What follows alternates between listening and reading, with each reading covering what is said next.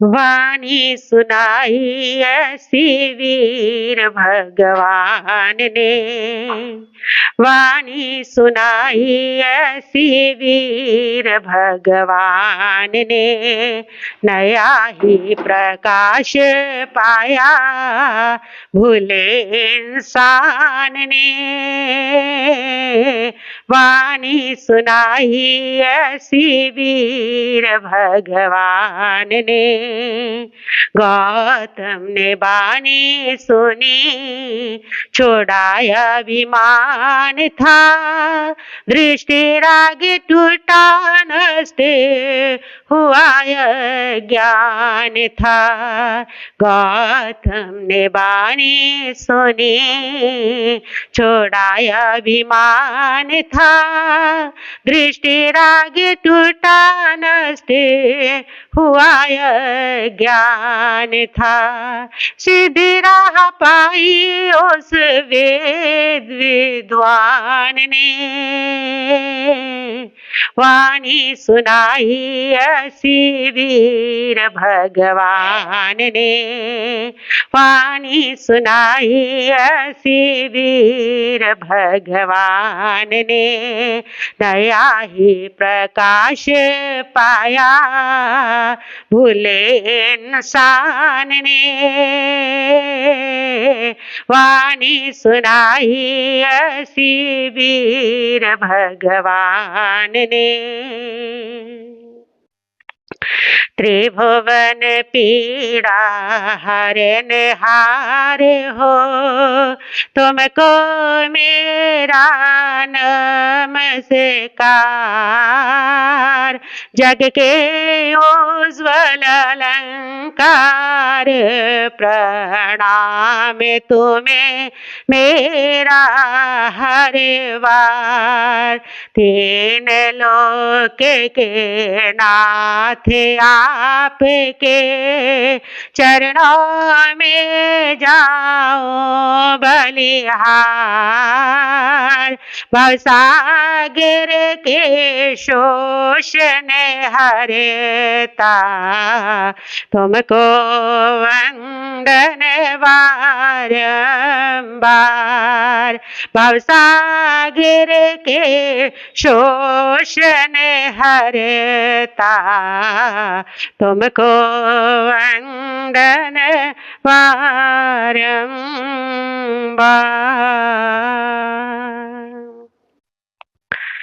शमन संघीय महामंत्री पूज्य गुरुदेव श्री सौभाग्य मुनि जी महाराज साहब, युग पुरुष उपाध्याय भगवान श्री प्रवीण जी महाराज साहब, माम जीवन निर्मात्री शमनी श्रावणी सदगुरुवर्या डॉक्टर श्री रवि रश्मि जी महाराज साहब के पावन चरण कमलों में वंदन नमस्कार करने के पश्चात उपस्थित भव्य आत्माओं, श्रमण भगवान महावीर स्वामी की अंतिम वाणी श्रीमद उत्तराध्ययन जी सूत्र का द्वितीय अध्ययन परिचय है पविभक्ति।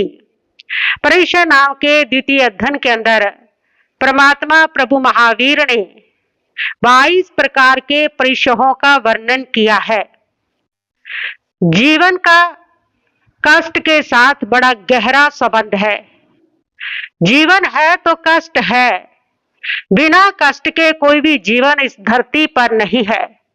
चाहे कोई गरीब है, चाहे कोई अमीर है, चाहे कोई साधु है, चाहे कोई गृहस्थी है, चाहे कोई ज्ञानी है, चाहे कोई अज्ञानी है, चाहे बाल है, वृद्ध है, बच्चा है, स्त्री है, हर व्यक्ति के जीवन के साथ कष्ट जुड़े हुए हैं। कष्ट साथ साथ चलते हैं।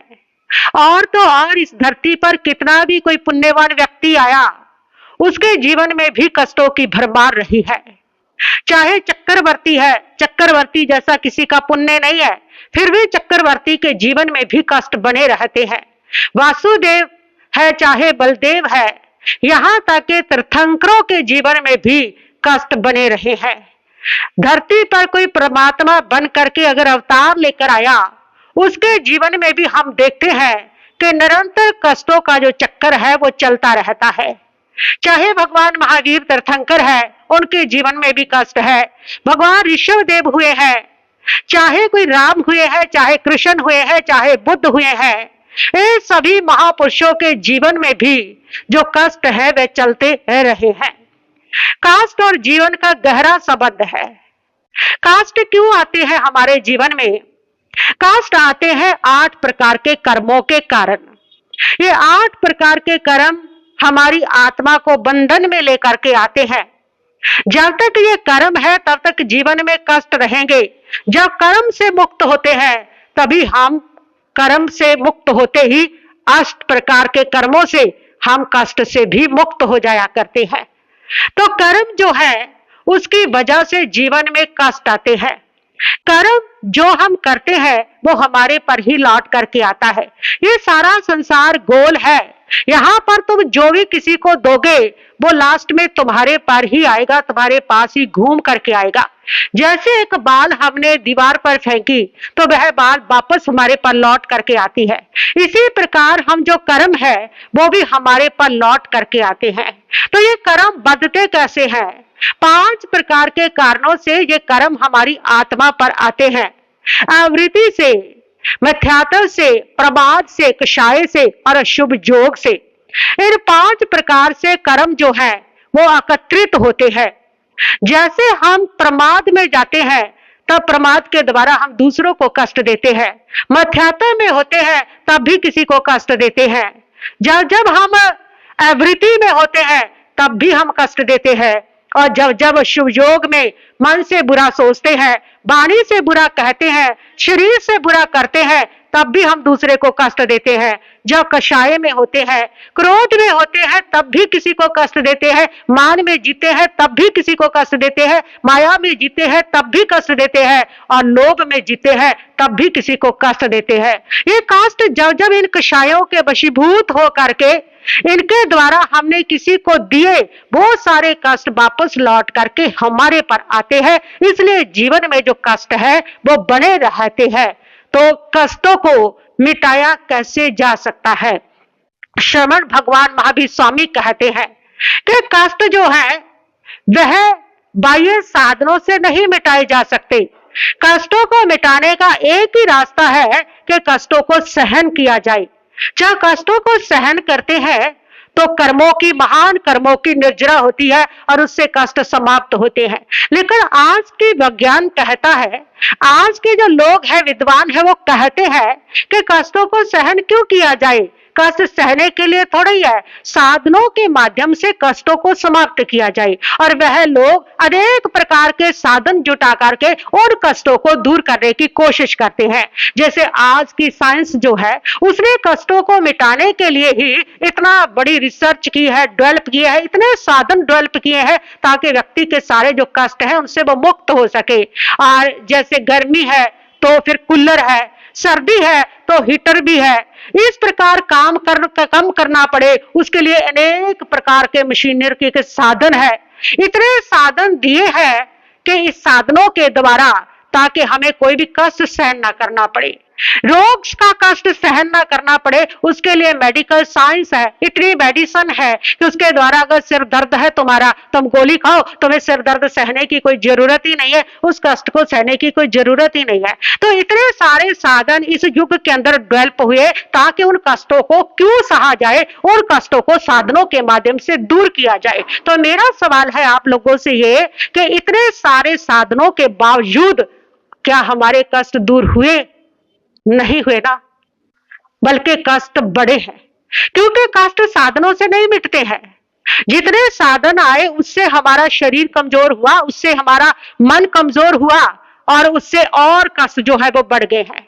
एक पेन किलर लेकर के आपका एक बार सिर दर्द जरूर ठीक होता है, लेकिन उस पेन किलर के साइड इफेक्ट्स जो है वो आगे आगे जैसे आते हैं तो शरीर रोगों का घर बनता चला जाता है।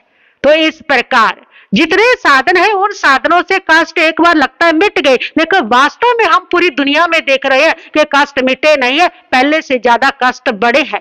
आज से 50 साल पीछे जब साइंस इतनी डेवलप नहीं थी, 100 साल पीछे अगर हम उस समय को देखते हैं और आज के समय को देखते हैं तो हम कह सकते हैं कि आज के डेवलप वाले युग में भी, विकसित युग में भी, साइंस के युग में भी आज दुनिया ज्यादा कष्टों में, ज्यादा रोगों में, ज्यादा मानसिक तनाव, ज्यादा शारीरिक कष्ट आज ज्यादा भोग भोग रही है, और पहले क्या थी, इससे कम थे। शरीर स्वस्थ था, मन स्वस्थ था, इतना डिप्रेशन नहीं था किसी को, इतने रोग नहीं थे जितने आज रोग पैदा हो रहे हैं। तो ये बताता है कि कष्ट जो है वो साधनों से नहीं मिटते हैं।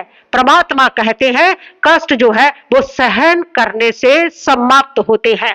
कष्ट को जितना हम सहन करते हैं उतने ही कष्ट हमारे दूर हो जाया करते हैं। सहन करना ही पड़ता है। सहन करना एक बहुत बड़ा गुण है आत्मा का।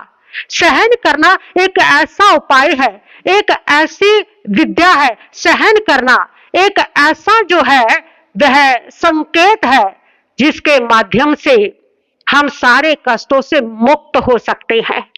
आज हमें सब कुछ आता है, आज हमें अच्छी मैनेजमेंट आती है, अच्छा बिजनेस की मैनेजमेंट आती है, बातचीत करने का ढंग आता है, आज हमें घर को संभालना आता है, सब कुछ आता है। लेकिन अगर आज हमें कुछ नहीं आता तो वो एक ही चीज है जो नहीं आती, हमें सहन करना नहीं आता है। हम सहने को तैयार नहीं है। जरा सा किसी ने कुछ कह दिया हम तुरंत रिएक्शन करते हैं। अगर किसी ने एक बात कही है तो हम उसको चार बातें जब तक नहीं सुना देते तब तक हमें शांति नहीं मिलती है। हम ईंट का जवाब पत्थर से देना जानते हैं। आज अगर कमी है हमारे पास तो सहन शक्ति की कमी है, और जब तक सहन शक्ति नहीं बढ़ेगी तब तक जो कष्ट है वो कभी दूर नहीं हो सकते हैं। सहन करने से व्यक्ति के जीवन के अंदर आत्म बल बढ़ता है, आत्म शक्ति बढ़ती है, उसकी भीतर की योग्यता, उसकी पात्रता जो है वह बढ़ती है। और जितना व्यक्ति कम सहन करता है उतना उसका आत्म बल कमजोर हो जाता है। जितना कम सहन करेगा उतना उसका मानसिक बल भी कमजोर होता है और शारीरिक बल भी कमजोर होता है। सहन करते रहने से जो दुख है, जो प्रतिकूल परिस्थितियां है, वो भी हमें दुखी नहीं बना सकती है। जब हमें सहने की कला आ जाती है तो सहन शक्ति एक ऐसी चीज है जिसके माध्यम से कष्टों को दूर किया जा सकता है। जीव अव्यवहार राशि में अनंत काल तक रहते हैं। जो निगोद है उसके अंदर अनंत काल तक पड़े हैं, वहां पर निकलना बड़ा मुश्किल है। लेकिन कोई कोई जीव वहां से निकलता है, व्यवहार राशि में आता है, जैसे हम भी वहां से निकले। तो ये वही जीव है जो वहां पर निकलते हैं, जो सहन करते हैं। सहन करने से कर्मों की निर्जरा होती है और वो वहां से निकलते हैं। वहां पर कोई तप नहीं है, वहां पर कोई ध्यान नहीं है, वहां पर कोई ज्ञान नहीं है, वहां पर उनको बल्कि कोई होश भी नहीं है, बेहोशी में जी रहे हैं वो सारे निगोद के जीव। लेकिन वही मनुष्य भाव में आते हैं, वही वहां से निकलते हैं जिन लोगों को सहने की, जिन जीवों को सहन शक्ति होती है, जो सह लेते हैं उन कष्टों को और समता के साथ सहते हैं। स्वयत्व भी उन्हीं लोगों को मिलती है जो सहते हैं। कहते जो स्वयत्व होती है तो वो सहते सहते सहते अनंत भवों में कष्टों को सहते सहते सहते उसके जो कर्म है ज्ञानावर्णिया, जो 30 कोटा कोटि सगरोपम है, वो 1 कोटा कोड़ी 70 कोटा कोड़ी महामोड़ीय कर्म, ये सारे कर्म 1 कोटा कोड़ी के अंतर्गत रह जाते हैं और तब जाकर के उनको सम्यक्त्व की प्राप्ति होती है। तो जिस सम्यक्त्व की प्राप्ति भी उस समय बिना किसी सम्यक धर्म को जाने सहनशीलता से, सहज सहनशीलता के माध्यम से सहने से वो सम्यक्त्व की व्यक्ति को प्राप्ति होती है।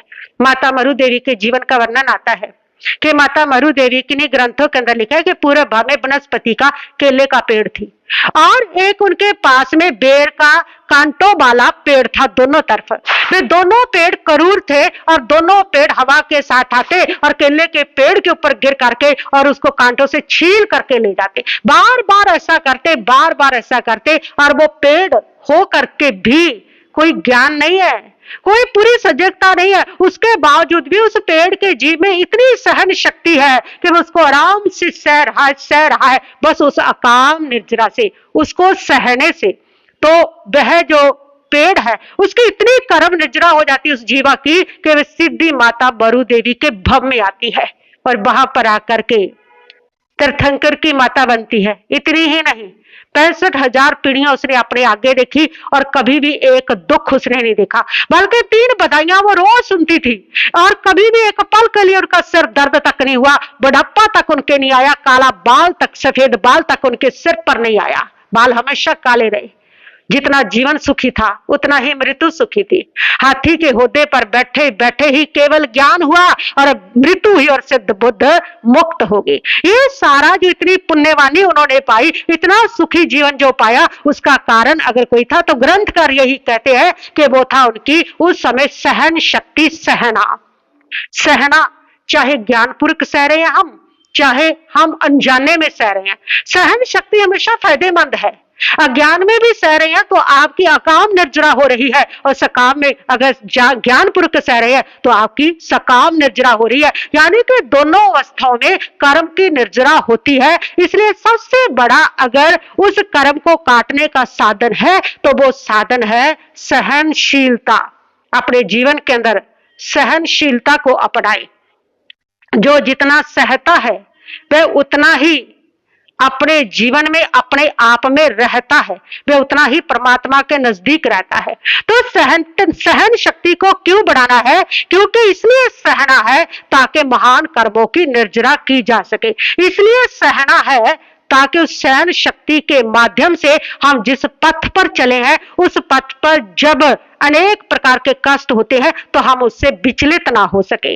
जब भी हम सतपथ पर बढ़ते हैं, जब भी हम धर्म के पथ पर बढ़ते हैं तो परमात्मा कहते हैं अनेक कष्ट आते हैं, अनेक संकट आते हैं। अगर सहनशीलता हमारे भीतर नहीं है तो हम विचलित हो जाते हैं, और विचलित होकर के हमारा पतन हो जाता है। और अगर सहना हम सीख जाते हैं तो हम फिर विचलित नहीं होते, चलते चले जाते हैं और अपनी मंजिल को प्राप्त कर लिया करते हैं।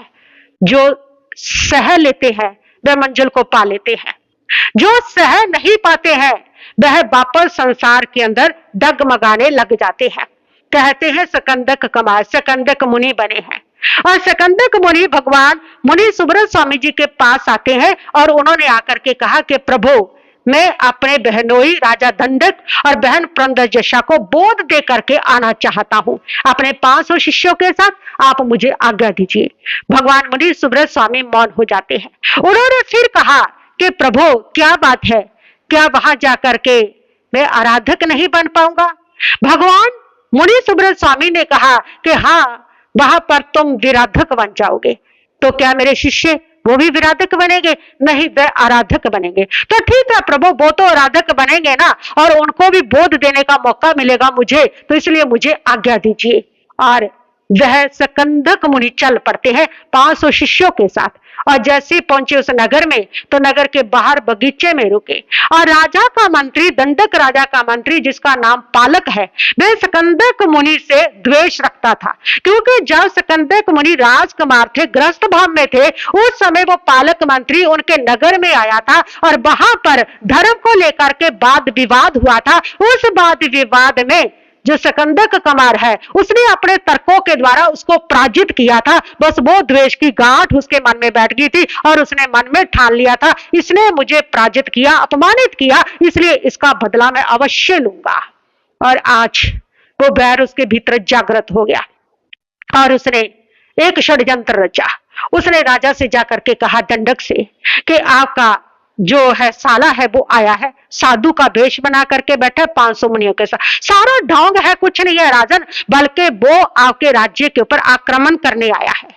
उसने रात को जाकर के उस षड्यंत्र के तहत बहुत सारे सैनिकों को लेकर के उन मुनियों के बगीचे के आसपास शस्त्र अस्त्रों का, बारूद का बड़ा ढेर दबा दिया और राजा को भड़का दिया कि वह आपके ऊपर राज्य छीनने के लिए छद्म वेश बना करके छल के साथ आप पर आक्रमण करके आपसे राज्य छीनेगा। राजा ने कहा, यह कैसे हो सकता है? उसने कहा, अगर विश्वास नहीं है तो चलो मेरे साथ, मैं आपको दिखा देता हूं। और ये रात को राजा को लेके आया, जहां उसने शस्त्र गाड़े थे वो उखाड़ करके दिखाए तो राजा देखते रह गया कि अरे इतना बड़ा छल, मुनि वेश में ये मेरा राज्य छीनने आया है। और राजा को क्रोध आता है और राजा क्रोध में आकर के कहता है कि इन सबको दंडित किया जाएगा। और तब पालक मौका उठाता है, वह कहता है, हाँ राजा, ये दंड मैं अपने आप दे दूंगा, आपको चिंता करने की जरूरत नहीं, आप मुझे खुली आज्ञा दे दें। राजा ने कहा, खुली आज्ञा है, जैसा दंड देना चाहो इनको दंड दो। और अगले दिन सुबह उस पापी पालक ने एक घानी बलाई मंगवाई जिसके अंदर तेल को निकाला जाता है। उस घानी को ला करके उसने सकंदक मुनि को कहा कि इस घानी में तुम सबको पीला जाएगा, ये राज आज्ञा है। सकंदक मुनि ने कहा, कोई बात नहीं, उपसर्ग आया है, कष्ट आया है, हम उसको सहन करेंगे और मृत्यु तो एक दिन आनी ही है। तो उसने कहा पहले लेकर मुझे पील दो। उसने कहा कि नहीं, पहले तेरे 500 चेले पीले जाएंगे ताकि तू उन चेलों का दुख देख सके, तू दर्द देख सके, तेरे को तकलीफ देनी है, तेरा तो अंजाम बाद में आएगा। और 500 शिष्यों को वो घाली के अंदर पील रहा है। हर शिष्य जो है वह सोच रहा है कि शरीर मर रहा है, आत्मा तो मेरी अजर अमर है। समता के साथ उस पीड़ा को सहन कर रहे हैं और केवल ज्ञान पाकर के सिद्ध बुद्ध मुक्त हो रहे हैं। और ऐसे 499 शिष्यों को उसने पील दिया जो सिद्ध बुद्ध मुक्त हो गए। और सबसे लास्ट वाला शिष्य जब रह गया, सकंदक मुनि ने फिर कहा कि इससे पहले मेरे को पीस दे, क्योंकि ये बहुत छोटा मुनि है, सबसे छोटा सुकुमार सा बच्चा है, कोमल फूल जैसा है, इसको इतनी घातक मौत देना ये मैं नहीं देख सकूंगा। इस निरपराध के साथ ऐसी मृत्यु मत दो। इससे पहले अगर तुमने देनी है तो मेरे को दे दे और उसके बाद जो होना है वो हो जाएगा। लेकिन उस पालक ने कहा कि नहीं, तेरे सामने इसको पीसूंगा, तकलीफ और दर्द तो मुझे तुझे ही देना है और तेरा नंबर तो बाद में ही आना है। और उस बच्चे को जब उस घाली के अंदर पीला गया तो वह जो सकंदक मुनि है वह अब सहन ना कर सके, वह समता ना रख सके, वे अपने मार्ग से विचलित हो गए क्योंकि उनसे सहन नहीं हुआ। और उसी समय उन्होंने फिर जब उनको पीला गया तो उन्होंने जो निदान किया कि अगर मेरे संयम का तप जप का फल हो तो मैं इसका बदला लूं, और वो मर करके अग्नि कुमार देव बने। जिन मुनियों ने सहन कर लिया वे अपने मार्ग से विचलित नहीं हुए, वे अपनी मंजिल से विचलित नहीं हुए, वे अपनी मंजिल पर पहुंच गए, वे सिद्ध बुद्ध मुक्त हो गए। लेकिन जिन्होंने सहन नहीं किया वो सकंदक मुनि, वह सकंदक मुनि अपने मार्ग से विचलित हो गए। इसलिए विचलित हो गए क्योंकि वह सहन नहीं कर सके, उन्होंने सहनशीलता को छोड़ दिया और मार्ग से विचलित हुए तो निदान किया, अग्नि कुमार देव बन करके सारी नगरी को जला दिया, महान कर्मों का बंद किया, नरक में पहुंचे, भ्रमण किया। किस लिए हुआ? क्योंकि वह सहन नहीं कर सके, इसलिए मार्ग से विचलित हो गए। तो इसलिए प्रभु ने कहा है कि जब तुम साधना के मार्ग पर कदम रखते हो तो कदम कदम पर तुम्हारे जीवन में उपसर्ग आते हैं, कष्ट आते हैं। अगर सहन शक्ति है, तुम उसको सहना जानते हो तो तुम उससे कभी विचलित नहीं होगे। और अगर तुम सहन शक्ति नहीं है, सहनशीलता नहीं है, तो उन संकटों से, उन परीक्षाओं से, उन उपसर्गों से तुम अपने मार्ग से विचलित हो सकते हो और तुम पतित हो सकते हो और तब तुम्हारा विनाश होगा। तब तुम और ज्यादा कष्ट जो है उसको आमंत्रित करोगे। जब हम सहन नहीं करते हैं और अपने रास्ते से पतित हो जाते हैं तब और कष्टों को बढ़ाते हैं, और जब हम सहन कर लेते हैं तो कष्टों को समाप्त करके हम मंजिल पर पहुंच जाया करते हैं। तो परमात्मा ने ऐसे 22 परिचय बताए हैं। 22 ये कहने को है, बाकी दुनिया में और बहुत परिचय है, वो सारे परिचय इन 22 के अंतर्गत आ जाते हैं। ये 22 परिचय मुनि जब साधना के रास मार्ग पर चलता है तो कभी गोचरी का योग नहीं मिलता। ऐसे समय में वे घबरा करके विचलित ना हो, जिस मार्ग पर चला है बढ़ता चला जाए, उस भूख को सहन करे, प्यास को सहन करे, सर्दी में सर्दी, गर्मी को सहन करे। मच्छर इत्यादियों का आक्रमण होता है तब घबराए ना कि घर ठीक था, वहां सारे सुख साधन थे, बल्कि अपनी मंजिल की ओर बढ़ता चला जाए, उसको सहन करे। और फिर उसके साथ बहुत सारे परिचय ऐसे हैं जो शारीरिक है, बहुत सारे परिचय मानसिक है, बहुत सारे परिचय जो कष्ट है वह भावनात्मक होते हैं। जैसे भी है उन सारे कष्टों को सहन किया जाए, बिल्कुल वैसे ही जैसे एक सैनिक जो है जब युद्ध के अंदर लड़ता है तो उसके बहुत सारे अस्त्र शस्त्र लगते हैं, शरीर के ऊपर बहुत सारे जख्म हो जाते हैं, घाव हो जाते हैं, लेकिन वे उनके कारण घबराता नहीं है, अपने रास्ते को छोड़ता नहीं है, वे अपने शत्रु की ओर बढ़ता है, युद्ध करता हुआ आगे आगे बढ़ता चला जाता है, वे उनको सहन करता है, उनकी तरफ देखता भी नहीं है और अपनी मंजिल को पा लेता है। इसी प्रकार एक साधक को वो साधक की तरह से डट करके साधना के मार्ग पर जब चलता है तो जितने भी उसमें घाव आ रहे हैं, जितने भी जख्म आ रहे हैं, जितने भी कष्ट आ रहे हैं, उन कष्टों को सहता हुआ जब साधक आगे बढ़ता है तो वह निश्चित ही अपनी मंजिल को पा लेता है, वो आराधक हो जाता है और वह मोक्ष मार्ग को प्राप्त कर लेता है, सिद्ध बुद्ध मुक्त हो जाता है। 22 परिचय में कुछ अनुकूल परिचय होते हैं, कुछ परिचय प्रतिकूल भी होते हैं। कुछ तो बड़े सुहावने होते हैं, फूल हो जैसे होते हैं, बड़े प्यारे लगते हैं। कुछ परिचय जो है वह कांटों जैसे है। जो कांटों जैसे कष्ट है वो तो सभी जानते हैं, लेकिन उलझते तो उसमें है जो फूलों जैसे लगते हैं। वे हार है लगता है फूलों का जैसे पहन रखा है, लेकिन वो भी परिचय है, क्योंकि परमात्मा कहते हैं जो भी तुम्हें तुम्हारे मार्ग से पतित कर रहा है, तुम्हें तुम्हारे मार्ग से गिरा रहा है, जो तुम्हें संसार में लेके जा रहा है, वह सारा परिचय ही है, वह सारे कष्ट ही है जो तुम्हें कष्ट की ओर ले जाते हैं। और वो कष्ट जो है, जो अनुकूल है, जो फूलों जैसे है, वो कष्ट है जैसे सत्कार है, मान सम्मान मिल जाता है। उस समय जो व्यक्ति है उसको मान सम्मान के अंदर लुप्त हो जाता है, मान सम्मान में आसक्त हो जाता है, उसका रोम रोम फूल जाता है, उसको अहम आ जाता है। तो प्रभु कहते हैं ये भी परिचय है, ये भी कष्ट है, क्योंकि जब तुम इसमें उलझते हो तो तुम्हारी आत्मा का पतन होता है और तुम कष्टों को आमंत्रित कर लेते हो। इसको भी सहन करना है जब मार्ग पर चलते हो, नहीं तो ये भी तुम्हें तुम्हारे मार्ग से विचलित कर देता है। स्त्री परिचय जैसे कहा है कि स्त्री परिचय के व्यक्ति को ऑपोजिट जो मेल फीमेल है उसके प्रति जो आकर्षण होता है वह भी तुम्हारे जीवन में एक परिचय है जो तुम्हें तुम्हारे अध्यात्म के मार्ग से विचलित कर दिया करता है। ऐसे समय में उसको सहन करना होता है। और एक सबसे बड़ा जो परिचय है वो है परिचय प्रज्ञा परिचय। प्रज्ञा परिचय यानी कि एक साधक सोचता है बैठ करके कि इतना मैंने धर्म किया, इतना ज्ञान पढ़ लिया, इतने सूत्र पढ़ लिए, इतने शास्त्र पढ़ लिए, इतना तप जप कर लिया, लेकिन अभी तक कुछ हुआ तो है नहीं। ये बुद्धि चल रही है, ये प्रज्ञा चल रही है। अरे वह जो प्रज्ञा है वह भी तुम्हें तुम्हारे मार्ग से विचलित कर सकती है। ये कष्ट है और इस परिचय को सहन करें। अगर सहन नहीं करोगे तो विचलित हो जाओगे और अपने मार्ग से विचलित होते ही तुम्हारा पतन शुरू हो जाएगा। दूसरा है परिचय है अज्ञान परिचय कि एक साधक है उसको कुछ याद नहीं होता है और वह ज्ञान को प्राप्त नहीं कर पा रहा है, और उसके साथ दूसरा जो मुनि है उसकी बुद्धि बहुत तीव्र है, वो बहुत ज्ञानी है, बहुत अच्छा प्रवचन करता है, बहुत अच्छे लोगों के समाधान करता है, लेकिन एक है उसको कुछ भी याद नहीं होता। तो ऐसी अवस्था में वो जो है वह उदास हो जाता है। वह सोचता है कि मैं कुछ कर तो सकता नहीं है, मुझे ज्ञान ध्यान तो आता नहीं है, मैं किसी को प्रवचन तो दे नहीं सकता हूं, तो फायदा क्या मेरा साधु बने रहने का, इससे तो गृहस्थी ही अच्छी थी जब कुछ कर ही नहीं सकते हैं। तो ऐसी स्थिति में उसके मन में निराशा आ जाती है। ये उसके लिए एक परिचय है, जो कष्ट है उसके सामने जो आया है। और ऐसी अवस्था में अगर वो सहन शक्ति नहीं रखेगा तो वह पतित हो जाएगा, अपने मार्ग से विचलित हो जाएगा। ऐसी अवस्था में भी उसको सहन करना है, सहन शक्ति रखनी है। एक है दर्शन परिचय, सबसे लास्ट वाला दर्शन परिचय, यानी कि कभी कभी हमारी श्रद्धा जगत में भूकंप आ जाता है, हमारी श्रद्धा में भूचाल आ जाता है।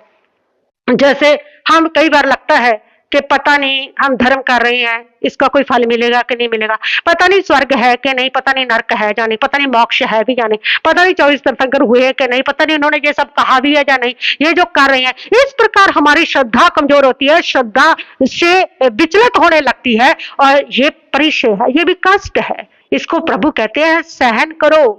अगर सहन नहीं करोगे तो तुम अपने मार्ग से विचलित हो जाओगे। तो इस प्रकार बहुत सारे कष्ट है जो हमारे भावनात्मक है, हमारे भावना से आते हैं। बहुत सारे कष्ट है जो अनुकूल है, हमारे जो फूल जैसे लगते हैं। बहुत सारे कष्ट है जो प्रतिकूल है। इन सारे कष्टों को इसलिए सहना है ताकि हम अपने मार्ग से विचलित ना हो। और जिन कष्टों को सहन कर लेता है वह महान कर्म निर्जरा करता है, और महान कर्म निर्जरा के माध्यम से वह परम आनंद को प्राप्त करता है। लेकिन लोग कष्टों को देख करके घबरा जाते हैं। इसलिए घबरा जाते हैं क्योंकि वे जानते नहीं है कि कष्ट तो वो आग है जिसमें पड़ करके जो सोना है वे और चमकता है। ऐसे जीवन में जो कष्ट आते हैं ना, उनको जब हम सहन करते हैं तो हमारा जीवन उस सोने की तरह से निखरता है, उस सोने की तरह से चमकता है। तो जीवन में आने वाले कष्टों को हमें सहन करना है। कष्टों के आगे जो घबरा जाते हैं, कष्ट उनके ऊपर हावी हो जाते हैं और कष्ट उनके बढ़ जाते हैं। और जो कष्टों के आगे सीना तान करके खड़े हो जाते हैं, जो कष्टों को देख के घबराते नहीं है, जो अपनी सहन शक्ति को बढ़ा लेते हैं, उनके कष्ट अपने आप उनके आगे पराजित हो जाते हैं। एक विद्वान ने लिखा है कि जिस समय कष्ट तुम्हारे सामने आते हैं, अगर उसको देख के तुम मुस्कुराते हो तो कष्ट शांत हो जाते हैं, और अगर ठहाका लगा के हंसते हो तो कष्ट जो है वो 10 कदम पीछे जाकर के खड़े हो जाते हैं, वो तुमसे डर जाते हैं। तो कष्टों से घबराना नहीं। जीवन में कष्ट आते हैं तो परमात्मा कहते हैं उन कष्टों को सहन करना है। जिन आत्माओं ने कष्टों को सहन किया, वे सारी आत्माओं के कष्ट समाप्त हुए और वे परम आनंद को प्राप्त हुए। भगवान महावीर, 24 तीर्थंकर और भी उनके अनेक साधक जिन्होंने महान कष्टों को सहा और जो कष्टों से घबरा गए, वह धर्म के मार्ग से विचलित हो गए और वो संसार सागर में भटक गए। इसलिए परमात्मा ने इस अध्ययन के अंदर ये बोध दिया है कि कष्ट जो है वह जीवन में आते हैं, वह जीवन का हिस्सा है, लेकिन उन कष्टों को अगर तुम मिटाना चाहते हो तो एक ही साधन है उनको मिटाने का, एक ही दवा है, उनका एक ही उपाय है, और वो उपाय है कि आने वाली कष्टों को सहन करो। अपने भीतर सहन शक्ति बढ़ाओ, धैर्य के साथ, समता के साथ, शांति के साथ।